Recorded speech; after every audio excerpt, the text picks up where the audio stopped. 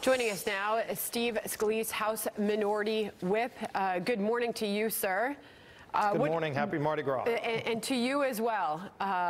Like the tie, you've got the colors on there for sure. So what do you think of this move by House Democrats introducing this resolution to condemn anti-Semitism in the wake of these controversial remarks? Well, the resolution only addresses a piece of the problem. She continues to display anti-Semitic remarks, comments. These are her beliefs. And so if they really are serious about addressing the problem, Nancy Pelosi has to remove her from the Foreign Affairs Committee. She's literally getting intelligence briefings on foreign policy of the United States, including our relationship with Israel, as she makes these kind of comments where she thinks any support of Israel is denouncing your own nationality. Where does that come from? It's a deep-rooted belief that shows the core of her convictions.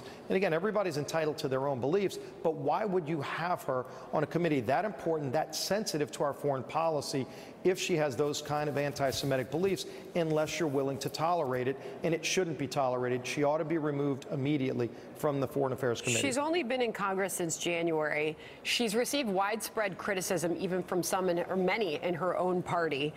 She seems to be doubling down on her stance here. And in her latest tweet, she seems to really just be saying that she's not mischaracterizing our relationship with Israel, but she's questioning it. To that, you say what?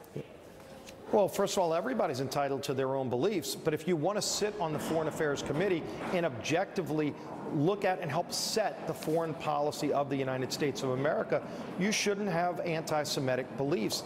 And in the way that she describes this relationship, the American-Israel relationship is an incredibly special bond.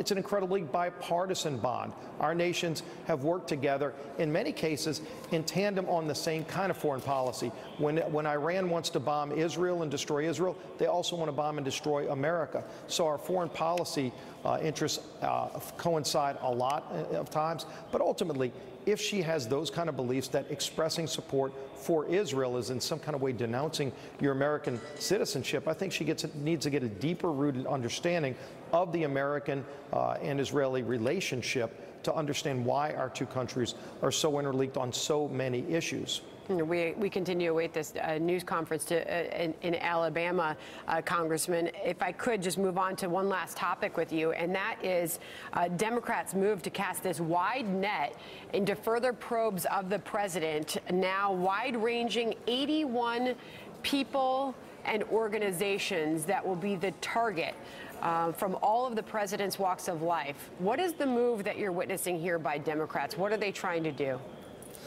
Well, you're seeing full display the laying of the foundation to impeach the president by the Democrats.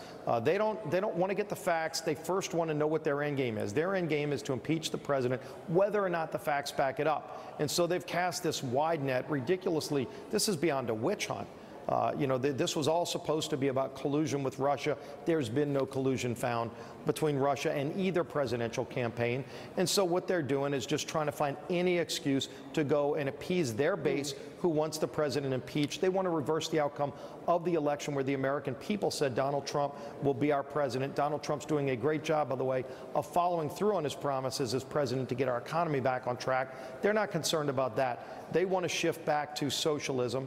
And the only way they can do it is by impeaching the president, whether the facts back it up or not. And so far, from everything we've seen, the facts don't back it up. They're going to move there anyway. Perhaps some agreement in an area or by someone you would not expect, and that's former Barack Obama chief strategist David Axelrod. He said this in a tweet: "Maybe I'm missing something, but the hazard of an omnibus document demand by House Judiciary versus discrete serial ones is that, however legitimate the areas of inquiry, the wide-ranging nature of it is too easily plays into the witch hunt meme."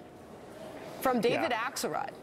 Well, and I'm glad that he said it, because it just shows you, typically you just let the facts, you follow the facts and let them lead where they go.